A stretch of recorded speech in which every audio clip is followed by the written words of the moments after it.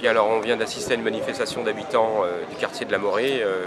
sur des problèmes de sécurité, de problèmes de travaux qui ont lieu dans leurs bâtiments et qui sont très vite aussi vite dégradés pour ainsi dire. Bon évidemment cette manifestation elle est légitime compte tenu de la colère des habitants et du fait qu'ils payent aujourd'hui évidemment pour que les travaux sur la sécurité soient réalisés, qu'ils vivent mieux et finalement ils ne voient pas l'amélioration arriver. Aujourd'hui cette manifestation qui rassemble des élus et des habitants était à mon avis bien partie, sauf qu'elle a dérivé puisqu'elle a été amenée sur les lieux de deal et donc une confrontation avec des bandes qui sont là pour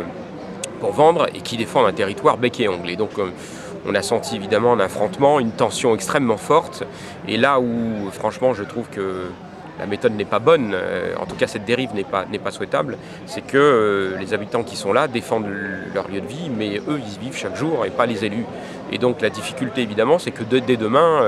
rien ne dit qu'il n'y aura pas de représailles sur leur véhicule tout d'abord, parce qu'on sait que le véhicule qui reste dehors est une cible terrible et facile, et qu'il n'y ait pas non plus de représailles sur tel ou tel qui faisait partie de la manifestation. Et avec des enfants, il me semble que ce n'est pas une bonne idée de mettre les habitants ainsi en danger. Voilà, donc cette manifestation était bien entendu digne et nécessaire, mais la dérive à laquelle on a pu assister n'est vraiment pas souhaitable et dangereuse. Enfin, sur les solutions qu'on peut apporter très vite, me semble-t-il, évidemment, il faut qu'il y ait un plan d'action police sur le quartier, mais au-delà de ça, il me semble que la seule méthode valable, si on ne veut pas être dans la confrontation, simplement sachant que la confrontation, elle, amène à des représailles extrêmement fortes, il faut à mon avis casser le trafic, et pour casser le trafic, il faut entre guillemets filtrer via la police les entrées sur le quartier de façon à ce que soient dissuadés ceux qui viennent acheter. Quand il n'y aura plus d'acheteurs, il n'y aura plus de vendeurs, et quand il n'y aura plus de vendeurs, il n'y aura plus de problème, ils auront déménagé. Donc avant tout, la première solution, si on veut très vite rétablir l'ordre dans le quartier, c'est d'arriver à faire en sorte qu'on puisse tarir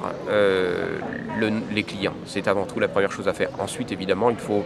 des enquêtes judiciaires, mais compte tenu du profil des individus et du lieu